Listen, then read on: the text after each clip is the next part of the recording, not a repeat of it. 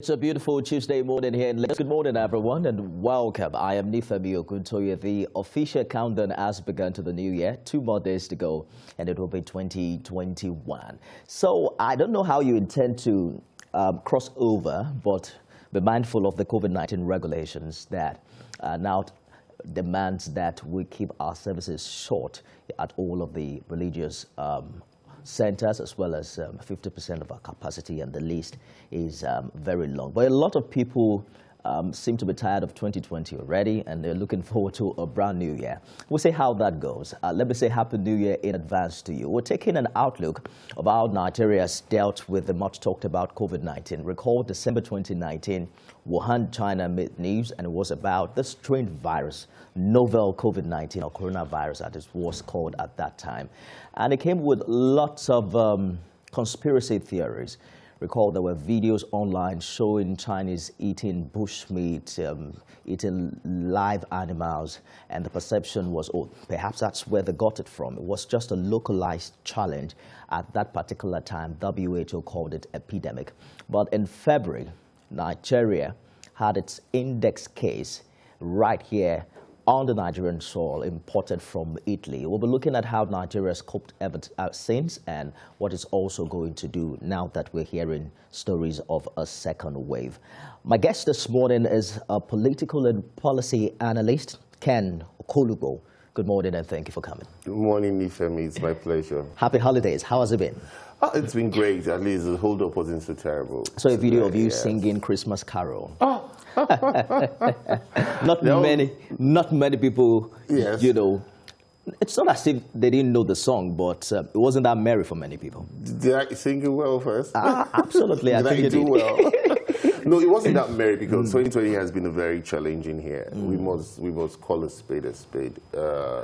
First and foremost, the China virus, let me use the word, or the COVID. That's what President Trump would say. President Trump would always call it the China virus. It was one aspect of our lives that we were never used to. I mean, I have a brother that is a consultant, and the only time I know of people wearing masks is when they're going into the theaters. And I found it very strange that those of us that were not alive, I don't think most people were alive during the Spanish flu, but we heard that during the Spanish flu they used to wear the nose mask, and it wasn't, it wasn't awkward then, but it was very new to us beginning to wear nose mask and going about your everyday activity.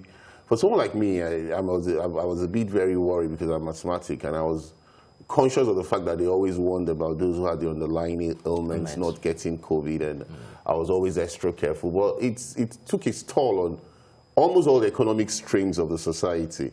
And again, the way the government handled it initially was, I would commend them. But after a while, there was a relaxation. We're going to get there. There was a relaxation. Yes. And when the relaxation occurred, we saw the effect of what it did to our economy. Absolutely. I want us to begin with the China virus as popularized by the U.S. president. His perception was, it is what it is. China should take responsibility but that's true. For what happened in December. Well, that's also being debated because it could have been any country of the world. And one would have thought that perhaps if U.S.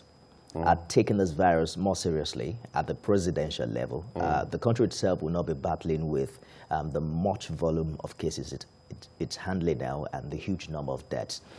The big question, however, would be turning our attention to Africa. You recall that the postulations were terrible, that the poor health infrastructure was going to collapse under the numbers. Thankfully, that did not happen. It's still being debated whether Africans are immune or there's a different variant of the virus that is here. But you look at the figures in Nigeria, the last check, it's still less than 100,000.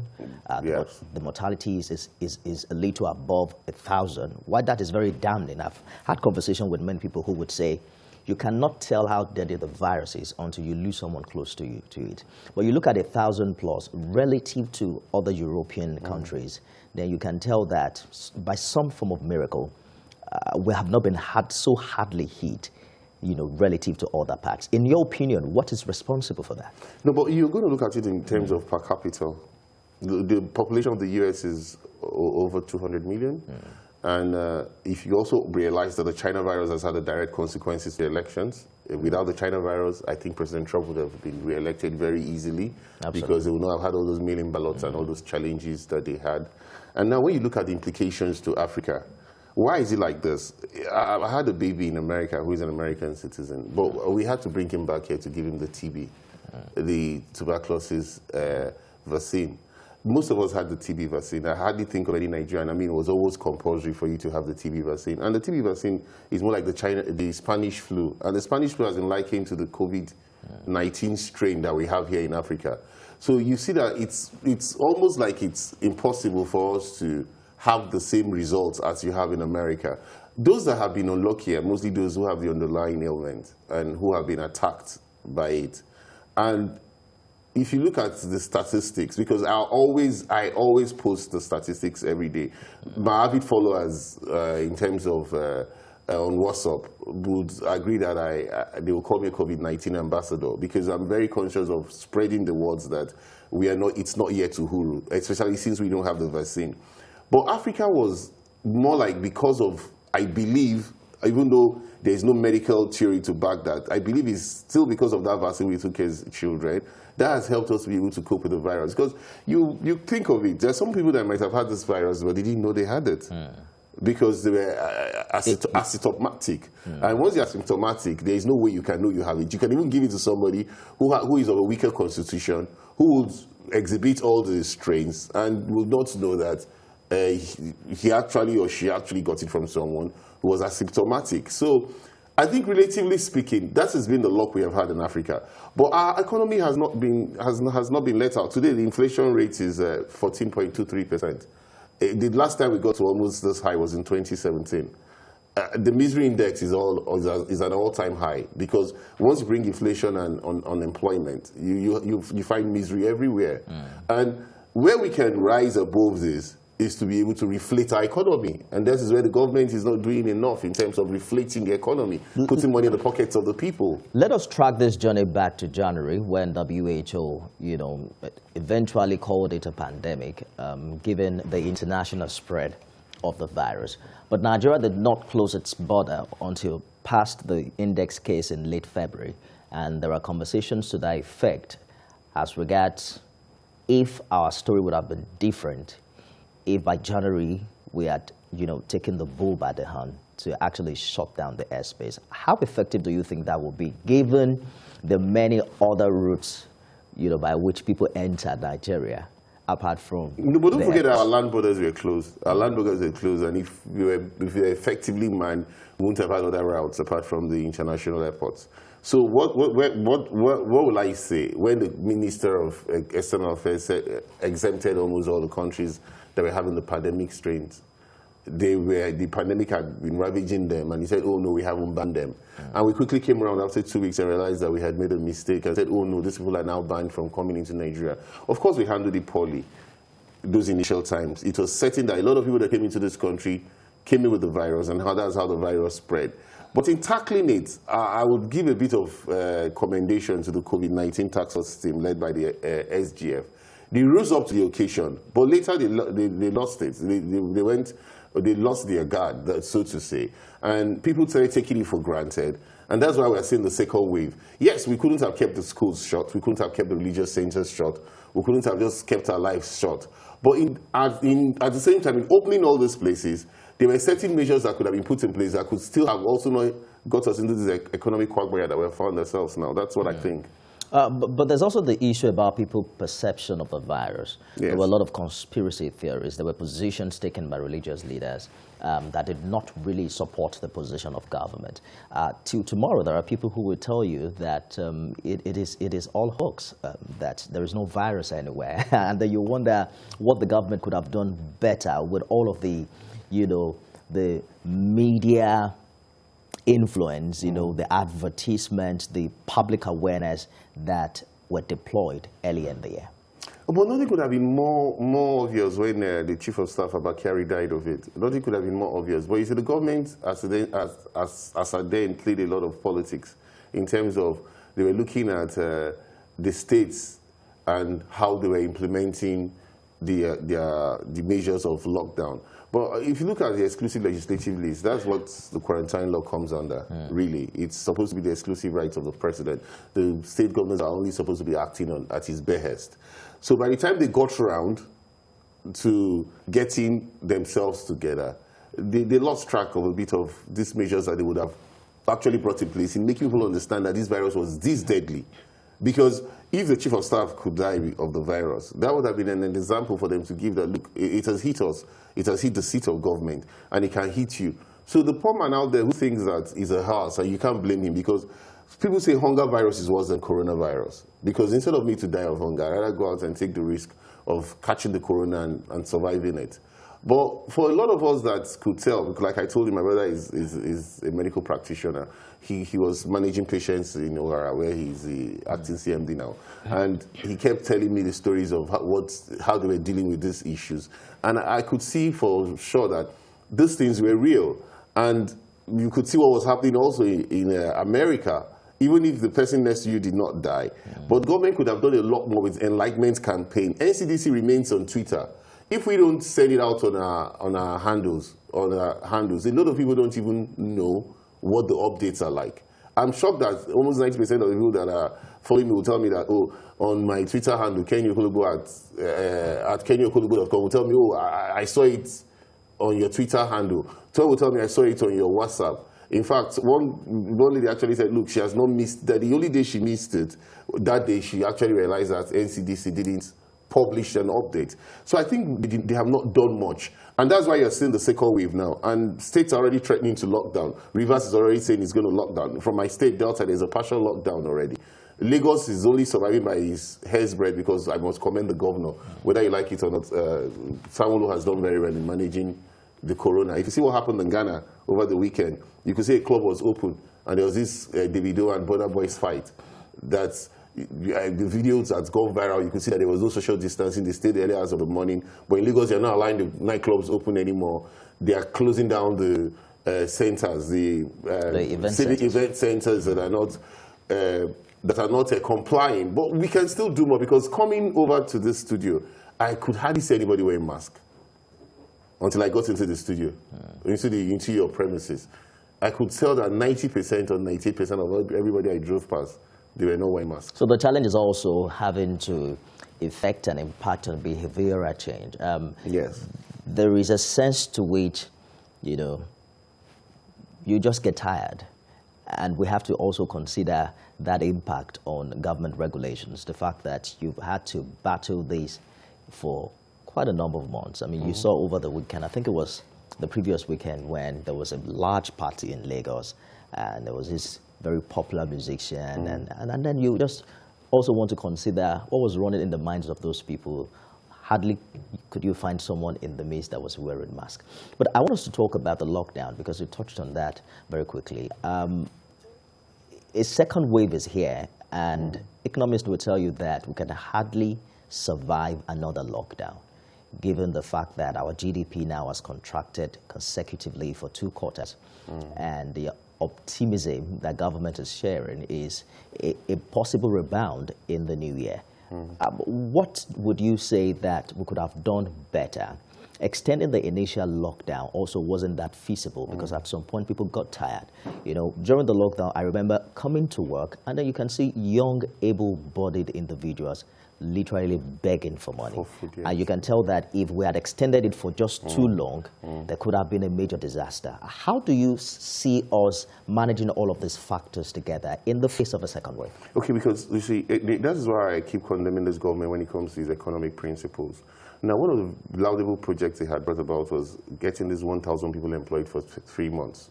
I heard they muted it to be 6 months. Now, you can't believe that nobody has gotten any alert of the 30,000 naira. Now, that way you are going to be able to reflect the economy. We have about 774 local governments. Multiply that by 1,000 people. 774,000 people are going to be getting 30,000 naira every month for 3 months. There is no way the economy will not be reflated. And imagine if they actually go for 6 months. This is their policy I'm talking about. I'm not talking about my own policy. But they've been on this for 6 months, and nobody has seen any alert. Now, the Empower program they talked about, which eventually got to 500,000 instead of the 3 million they envisaged, they disengaged them because they said the pact was that they were only going to have them for 2 years. Now, there was no seamless transition because you should have transited from those 500,000 to the next phase of 500,000 people you're going to have. So those 500,000 people that were always having 30,000 every month suddenly are not seeing a dime again. And now the next set of people, they have not even been, if they're in the database, I'm not aware that any of them are receiving income. Now, if you don't put money in the pockets of the people, you don't reflect an economy. We are at a recession right now. I just gave you the figure for inflation. The figure for unemployment is over 60%, the new figures that have come out. And once you put that together, it's misery index. That's why you can see people were begging when there was this lockdown. Now, how can you avert a total collapse? The only way you can avert a total collapse is just reflecting the economy, doing exactly what we have just said. Now, you've opened the land borders, but how much is rice still selling for? Because people are still outsmarting government and bringing this imported rice because we still have a foreign taste. We talked about the Fadama project where you had the CBN government giving 13 states the pilot scheme of pocket allowance for them to grow rice. Yeah. But it's only in Kebbi that it is surviving. And Lagos State had this agreement that they had with Kebbi Lake, the lake rice. Suddenly it has collapsed because Lagos State was being able to provide funds. Kebbi had the land to grow the rice. And so it's as if there's a programmed parts for this government to fail economically. And they're not rising up to the occasion. And when people do not have money, the idle man is a devil's workshop. You find that kidnappings have been on the increase, armed robbery has been on the increase because people don't have funds. They have to raise money to eat. And when you do all these things, the economy will continue to go on a slow. So I understand the burden. I understand your position as it regards the burden on the government, given its primary responsibility, which is security and welfare. If you consider the politics of palliatives as recorded, in the outgoing year, you will also find out that the problem is more systemic, and even with the people. You recall the NSAS protest, and then where we saw some looting of warehouses that were claimed to be palliatives by government, and then you see people pack as many as possible, even into their own houses. So you begin to wonder: is this more of a national challenge? Of course, government is supposed to give direction, but then a situation where certain resources were earmarked for a particular people, but it did not trickle down. Then you begin to question what kind of structures and systems do we operate, such that would accommodate and encourage all of these efforts by government. It's sad. For example, ended this year, I stayed in this studio, I stayed in other studios to condemn what they did with the palliatives that they said they were going to purchase. 6.5 billion naira was approved retroactively by the Federal Executive Council for money that they had already started spending. As I speak to you, in the NDDC, nobody saw what those 6.5 billion naira palliatives were used for. And nothing has been done. Rather, a sole administrator has been appointed for a commission. I'm just giving an example of what the government does that make people very angry. A sole administrator has been appointed for a commission that literally should have 13 people, a board chairman, members from each of the 9 states, a managing director, and an executive director of project and an executive director of finance. We should have been 13 people to actually allow check and balance. So when you commit 6.5 billion for 9 states and the people cannot see it, and now they see a couple of them hoarded in warehouse, which of course does not relate to that 6.9 billion, 5 billion, for example, which you have told them you're using. How do you expect these people to react? It is their own, as far as I'm concerned. They are angry. Do you call it looting again? Because you saw the soldiers even allowing some of them just go and collect. I sympathize with your studio because you are actually also one of those that were touched and shouldn't have been touched in the first place, in my own opinion. But you see, everybody is being affected by this insensitivity of government, owning up to his responsibilities. When you condemn, they say you're condemning. When you criticize, they say you're criticizing. It's like the security issue you have talked about. People have talked about the service chiefs. We have had service chiefs for 6 years. We don't see why we should have service chiefs for 6 years. It's never happened in the history of this country, even though it is the purview of the president. But people have said rejig the security architecture.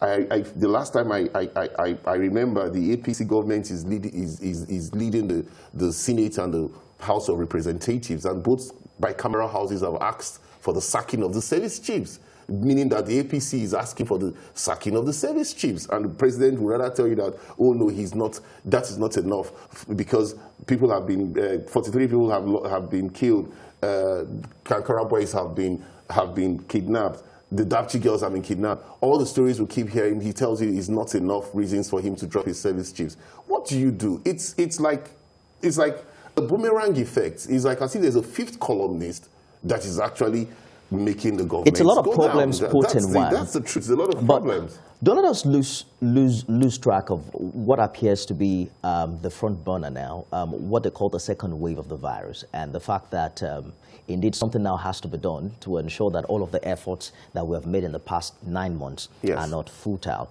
One of what is considered the silver lining in the dark cloud of 2020 is the fact that we could quickly come up with vaccines, for the virus. You have the Moderna, there's the Sputnik, Pfizer, Pfizer, and all of that. But how soon do you see these vaccines in Africa? Now, you notice what's happening in America right now. Even Pfizer is finding it difficult to distribute. It is the military that is helping them distribute. They're helping them with logistics. Even DHL and other FedEx, other companies are not able to distribute as much as the military is helping them distribute. Now, do we have the money to buy the vaccines? That's the question you ask yourself now. Because what the vice president said is going to cost us billions and billions of naira to buy those vaccines. But we need those vaccines because whether you like it or not, if we're able to get those vaccines, we will not shut our economy anymore. So we're torn between the devil and the blue sea. Either we buy the vaccines and get our economy completely open, because even the 12 o'clock till 4 a.m., the coffee that has been in place since the pandemic, people have not realized, it has taken its toll also on the economy of the country. When you shut the country between 12 and 4 a.m., there are people that would want to do business within that time. There are people that will be able to make money within that time, but they are not able to move because they don't want to run foul of the law. Okay, because of the second wave, for example, all churches are going to close at 11 o'clock. For the first time, we're not going to be able to shout ourselves into the new year because we don't want to go foul of the 12 o'clock law. So getting those vaccines, or rather, if we can't even purchase those vaccines, being able to even develop the vaccines ourselves here is going to be the only way out to give us a completely open economy. But the economic aspect of it is also being able to take the bull by the horn. Look at Lagos State government, for example. You saw how much it was affected by the NSAS crisis. But we are picking the pieces, whether you like it or not. The measures that the governor has put in place now will definitely, if implemented, will slow down the second wave. No more than 50 people gathering. Back to church services being conscious, nightclubs not opening, event centers being restricted. But does he have the manpower? That's the question you ask. Does Sanwo-Olu have the manpower to implement these laws? Sanwo-Olu has banned Okadas, for example. I just used that as an example. But where I live in Lekki Phase 1, Okadas are just everywhere because there is no will now for the policemen to effect that. He doesn't control the police. The control of the police comes from the federal government of Nigeria. So there must be a synergy for all these things to actually be effected, not paying lip service to it. That's what Where do you see the people in all of this? Because, it's one thing to understand what government needs to do. Yes. Because you're talking about fine laws and policies, but the challenge has been implementation. Yes. And that's where I think the people come in. But let's take this call from Surulere. Hello, good morning. Hello, good morning, Ifemi, and good morning to your guests.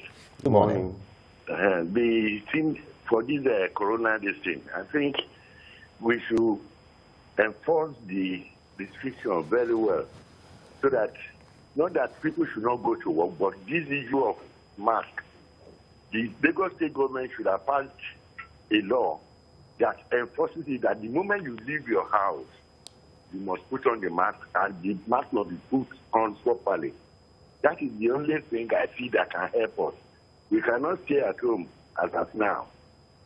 So that is my own suggestion. Well, thank you very much for your contribution. The directive is out already, and I think it also brings us back to the issue of enforcement. That's exactly what I wanted to say. Even if we have the policemen to enforce it, is it value for time to go out to enforce wearing masks when there are other issues with crime and criminality? What role do we have to play? We have to be conscious as citizens. But you see, they will tell you that, look, masks, I know there are masks that are being sold for 100 naira.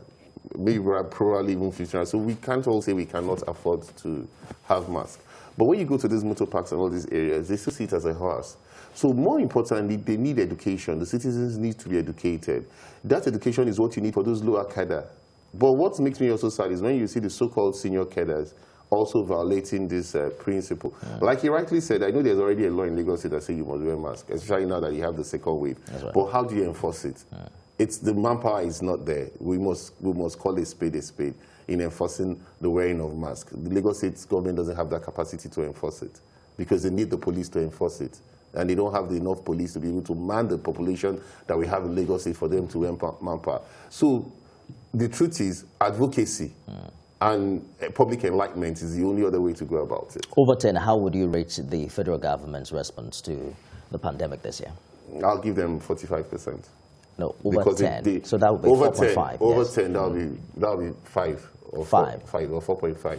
Yes, because they were slow. They were slow. Okay. They came up, and they let their guards down again. So that's why I can't give them a pass mark. But they came up at a time, I must be realistic. They came up at a time they were briefing us every day. They were conscious of implementation. But if I use the NDDC as a benchmark, I shouldn't even score them at all. Where you give out 6.5 billion palliatives and you couldn't keep track of it, and you just have a additional administrator administering that place, you cannot tell if these things got to the 9 states of the Niger Delta. You cannot even have a synergy with your governors. I mean, so there are so many other areas you use to judge them. But if you look at what Boss Mustafa did, I must be very fair to that man. It would be very unfair if I don't give him at least some compliments in what he did. We have to wrap this segment now, but is there a sense to which government now needs to define its means of giving palliatives? Is there a way where we can do something that will impact the economy rather than, give hands-me-down? Because it appears that hasn't worked. You have these things that should trickle down, but it just never gets to the people that need it most. We need to rearrange. Well, I don't know what the National Orientation Agency is doing. It's dead as far as I'm concerned. In your opinion? Because there are 774, there's supposed to be 774 offices. That's the only agency that has 774 offices in the country. And so what I think they should do over time is, what they're just doing now, 1,000 people, let them actually implement that 1,000 people by LGA, give them those 30,000 naira to start with first. That will do a whole lot, even though it's just for 6 months. If they actually implement it for 6 months, it will help to reflect the economy. And those palliatives must be done with a national register that has a true sense, not political register. Because what they have right now, what the Ministry of Humanitarian Affairs has now is a political register. That is why they were feeding people while there was lockdown. We need an honest register that will have the register of those who actually need these palliatives and implement it with the help of the state government. Let's take Oluwayemi's call from Ogun. Good morning. Good morning. Welcome. Please go ahead with your contribution. Yeah, thank you. My own contribution to all this is this. Number 1, security. The only way is for government to decentralize security so that a lot of things can be enforced. As that man said, I really pity federal government. It's not all about policies and policies. The policies we have in Nigeria are just enough. They are enough. Implementation is where we have problems in this country. Number 1, security. Let us decentralize security. I'm talking about state police. The Southwest came up with Amoteco. They only spoke. It's dead now. Nobody's talking about it. They are not implementing it. Institutions that are meant to oversee a lot of things are there. Nobody is working on them. Let's build this. Let's make them work. That is the only solution to all the security, all this problem we have. They talk about palliatives. How do we implement? See the kind of warehouses that they boggled all this during the time of NSAS. For these policies, where the people meant to take care of these palliatives. And nobody is held accountable to do anything. We don't sit down and be talking every day. Nothing is done because people that are supposed to implement things are not implementing them. Let's learn to implement issues. That is just the only problem that we have in this Nigeria. If not, we go around circles every day, we keep talking about the same thing and nothing is happening. I believe you made a point to Oluwayemi from Agboro. Thank you for your contribution. We're more for adding color to the show this morning. It's my pleasure. Thank you so much. Happy New Year in advance. Happy New Year to you in advance. And please stay indoors between 7 and 4 so that you're not. Because I just have a feeling that yes, that might be a very good time to implement all of this directions. Very important. Thank you so much. We'll be back after this break to talk more about how Nigeria has reacted to the much talked about COVID-19 pandemic in 2020 and the way forward. Stay with us. My next guest this morning is a lawyer and HR practitioner, Jide Ologo. Good morning, and thank you for finding time to come. Good morning. Thank you. Is there a sense to which human rights has to be sacrificed, in the face of a pandemic? Because it appears that's what we've seen. We've seen much of that in 2020, where the freedom to move around, was gagged. You could not go out to do business, and then you are mandated to also adjust your lifestyle. Let's talk about the legal implication of what we've seen transpired thus far. The appropriate directives were given, and of course, it's part of fundamental human rights to stay alive. So the government needed to do that. So it was not an encroachment on fundamental human rights, but to ensure that the spread was curtailed by and large. And I think our concern should be what we did to ensure that the lockdown was not negatively impactful on the people. And I doubt if we did well. But is the government also legally bound to make that happen? Obviously, if you look at Section 16 of the Nigerian Constitution 1999 as amended, it says that the government should even provide maximum happiness, affordable and, housing, the care for the old, the disabled, reasonable minimum living wage. Generally, the government should care for the people. And if you look at Section 14, subsection 2 of the Nigerian Constitution 1999 as amended, it says that the security and the welfare of the people shall be the primary purpose of government. And when you talk about security, it has to do with lives, preserving lives and properties. You talk about welfare, it's about caring for the people. And we can always compare, because we're in the era of globalization, how some countries fared in ensuring that these mandates were delivered upon. We scarcely hear people take government to court on these matters. Is it an impossible task? Yeah, smartly. This is a section of the Constitution that you cannot take the government to court over them. So you don't have that right. It's constitutional. Okay. But then there's what we call the social contract. So it is expected, if you talk about contract, you talk about part performance. So if the people came out to vote, the electorate, the government is expected to deliver on the mandate of good governance. But by and large, you can hardly take them, you cannot even take them to court on those claims. And I think that is an area that should concern the National Assembly, really. A lot has been said about how much impact, the pandemic had on the economy, and the fact that people could not go out to work, and a lot of opportunities did not also thrive as a result of the challenge. How much impact did it have on lawyers? I've always wanted to ask that question because we still report that cases appears to still be on, and people have more reasons to go to court. Lawyers are citizens, so you expect that, of course, the downturn in the economy affected everybody, but that varies. It depends on the lawyer we are making reference to right now.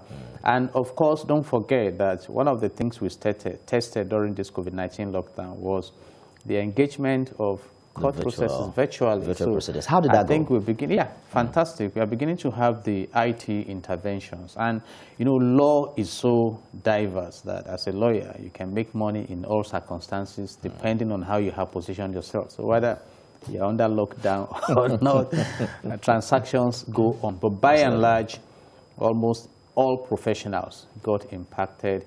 But there's this advice I gave, and I think it's needful to give it now.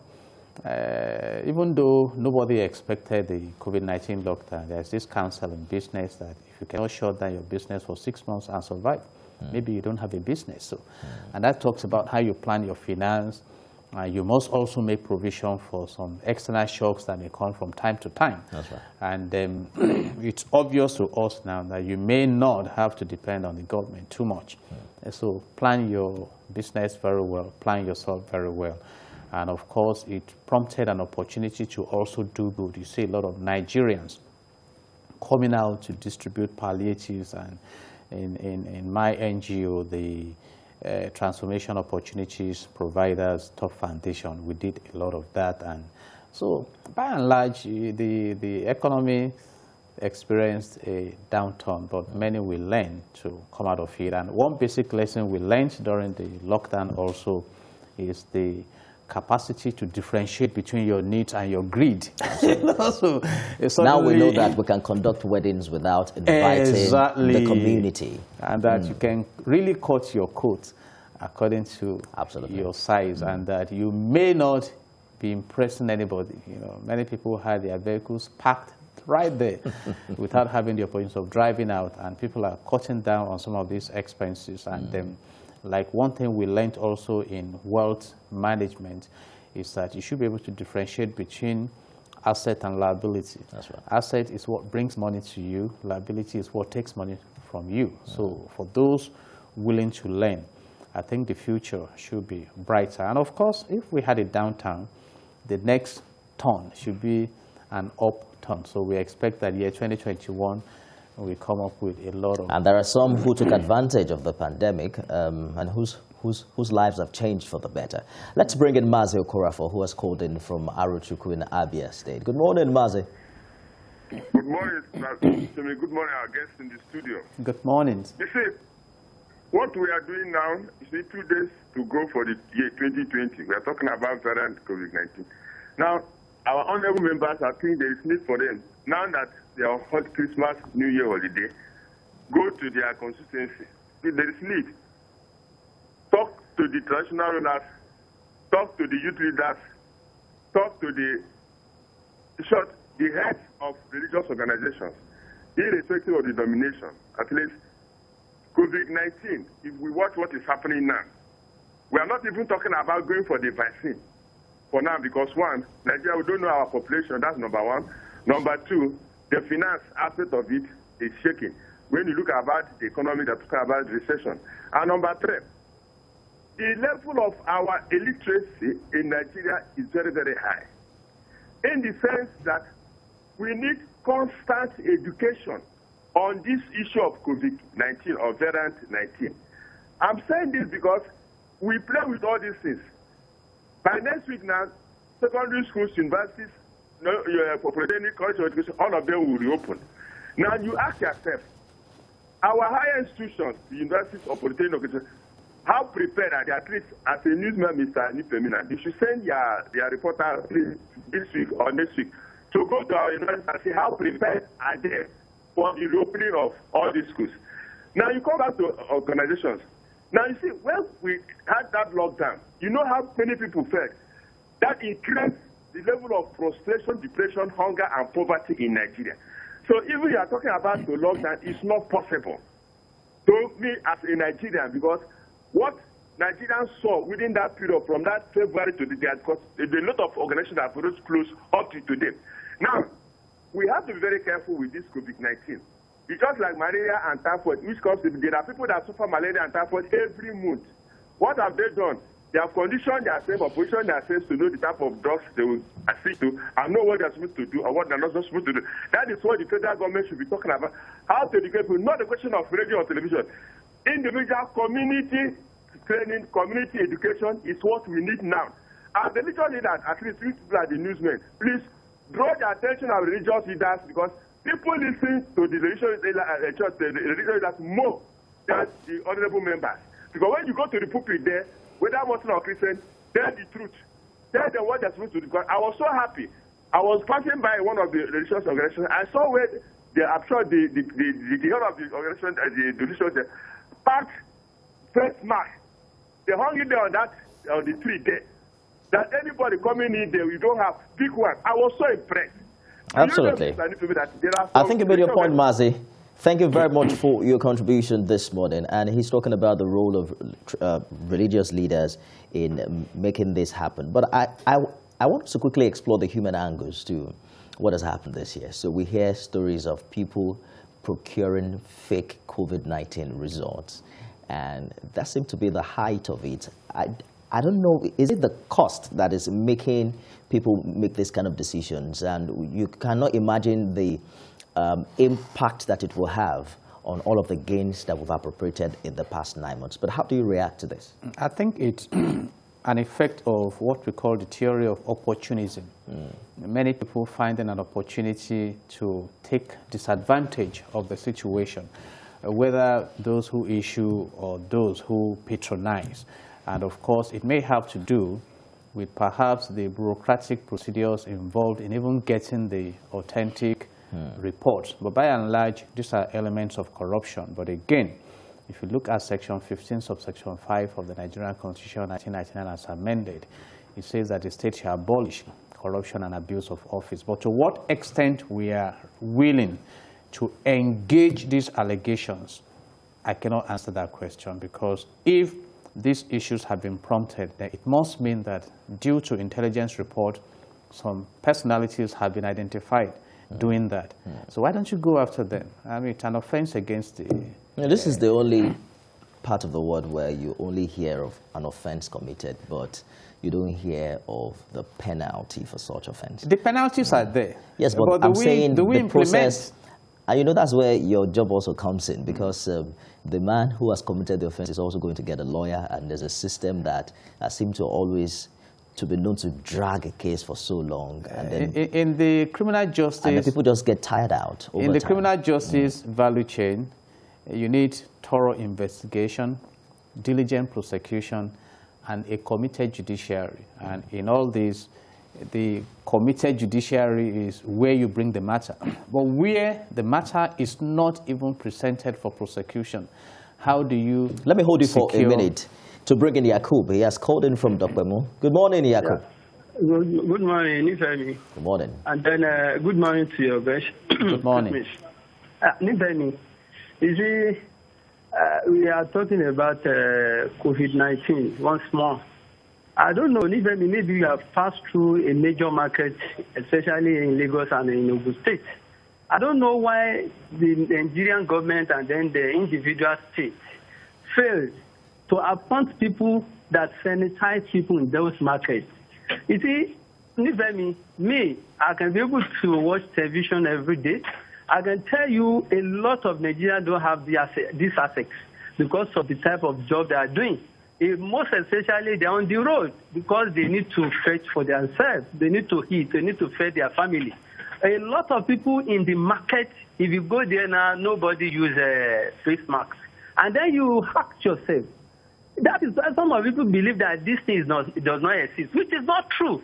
I don't know. The only thing I believe is God just favors us in this Africa, especially Africa as a whole. Because I don't know what God do to us that is right to us. Because by now, if by prediction of WHO, it could have been worse the way we live in this country. Okay, let me even say this. We have said that we should be living 5 meters away from each other. Nifemi, here in Lagos, some people in their room 5'10", some people in their room 2, 3, 5. How are they going to do it? Economically, they cannot do that. But the only thing I want to say is that Nigerian government, when we are talking about information, information, especially this government, yes, I support this government, but information, they are very, very, very, very poor. Because to pass information to Nigerian citizens, they don't do well at all. They don't do well at all. The second lockdown, Nifemi, I want to ask you, do you think it's possible? For me, though personal opinion, it is not possible. It is not possible in the sense that the first lockdown, people have already seen that. Even the palliative they made for them, it is not getting to them. And then when we are not talking about the security that's going to enforce that, Nifemi and SARS already made them down. If a police stop you on the road that you are not using face mask, the people are ready there to challenge the police, telling you that, are you going to give me food? I bet come out for road. It's all right. I think you made your point, Jacob. Thank you very much for your contribution. So, very important thoughts there. The consideration of a second lockdown and the experience that people have had initially. Do you think that it is a matter to be considered at all? If the government wants to lock down, there is little we can do to prevent that policy being implemented. Our concern should be, will there be compliance? Are Nigerians willing not to disobey the government? And it's good to go back to history. This COVID-19 case was first disclosed in China, I think 31st of December 2019. Then it was declared a health concern of international level 30th of January 2020, then a pandemic on March 12, 2020. And I have monitored, I've seen some countries that have done so well in handling it. And on the top of that radar is New Zealand. New Zealand, even by the standard of United Nations, did so well proactively. They had a lockdown. And leveraging on that, if you go to Taiwan, Taiwan didn't have a lockdown, but engaged the citizens, like the last caller was saying. So, and you have a high level of literacy in Taiwan. And they were able to contain the COVID-19. You saw how China also came up with medical infrastructure. And in Africa, Senegal did so well because they've had the Ebola experience. So they have medical infrastructure, and you can learn. And look at in caring for the people. The United States of America is rolling out about $900 billion stimulus package now. The president just signed the bill into, and under this arrangement, I think an adult citizen should get about $600. Even the president wanted more. I mean, he was asking for $2,000. He called it a disgrace to have such a low, but they had a higher one earlier. Then the child will get about $600. Then those without jobs will get about $300. They will support those who have needs in paying their rents, small-scale businesses, and on that. So you find this support engaging the people. But as a matter of irony somehow, it's in societies like this we have the money where here. there is backup.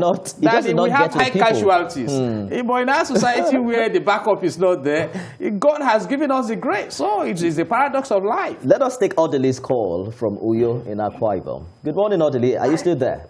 Yes, I'm here. Please turn down the volume of your TV and go ahead with your contribution. Okay. I want to tell the lawyer and the public affairs analyst in the studio, he said you cut your coat according to your size. My dear brother and the lawyer, we don't cut coat according to our size. It's according to available material. Because if you check the size of trousers Donald Trump is wearing, you will know it's oversized. Because he has the money. So we cut according to our material. But talking about the lockdown, I think we cannot afford another lockdown in this country. We cannot afford another lockdown. Because what you hear from our people, what you hear from our leaders is as if they are in charge of, they are the one using remote control to control the COVID. And the people, we are tired of it. They are tired of it.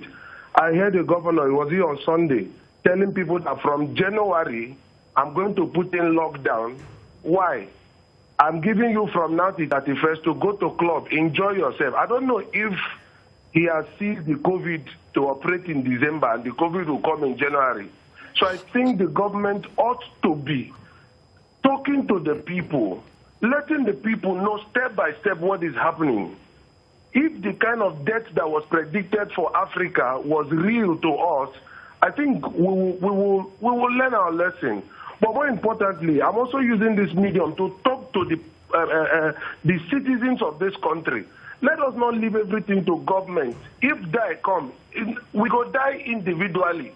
Let's do the right thing we need to do. Wash your hands, wear your face mask, stay away from all those things you know you ought not to. If you have information the next person does not have, please pass the information to the next person. Don't wait until National Orientation Agency come and tell your neighbor who does not have light, but you have generator and you have heard the discussion. Please let's help one another. Thank you very much. Well, thank you for your contribution. So if we cannot afford a second lockdown, it means that all of us must take responsibility. Do you agree with the earlier caller who, mentioned that government hasn't done enough to sensitize the people?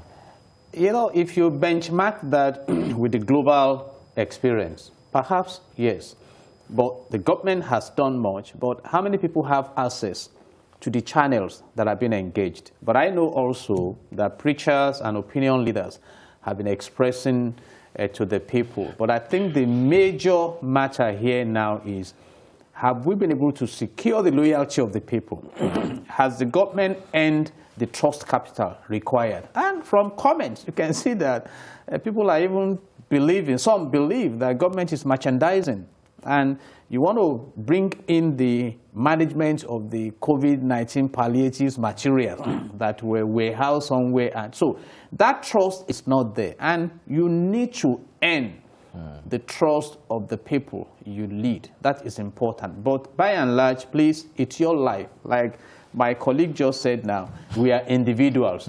So whatever is within your knowledge base to prevent being infected and to prevent spreading it if you are infected, carry it out. And this now takes us back to the government structure. Do we have the facilities for the testing?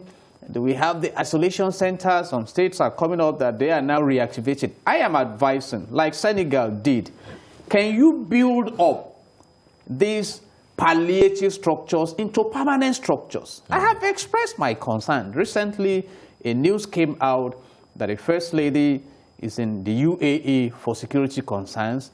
I think she replied that it was not for security concern, but for health concern, which is worse. To run away from Nigeria for security concerns or for health. I recall that she came up with a screaming tone that the Aso Villa Clinic was not equipped. And years down the line, we still have that. So Nigeria, we need to rise up and reconnect with the Sustainable Development Goals of the United Nations. And if you look at the third goal, it has to do with public health, well-being of the people. You see, let's develop facilities. Facilities are no respecters of ethnicity or religion. People should live well. And they we are in this world to live well. It is an Make opportunity for us to build structures and systems, especially in the health sector, Definitely. to be able to accommodate all of these challenges. But Do we please, have a last caller?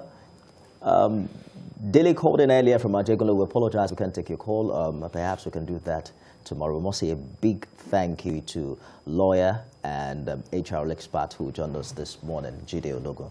Thank you so much for your contribution. God bless Nigeria and Happy New Year in advance. I'm hoping that we indeed build the structures that you have advised. We'll take a break today, marking the end of the show, but be sure we'll be back again tomorrow with another exciting one. I am Nifemi Oguntoye. See you again soon.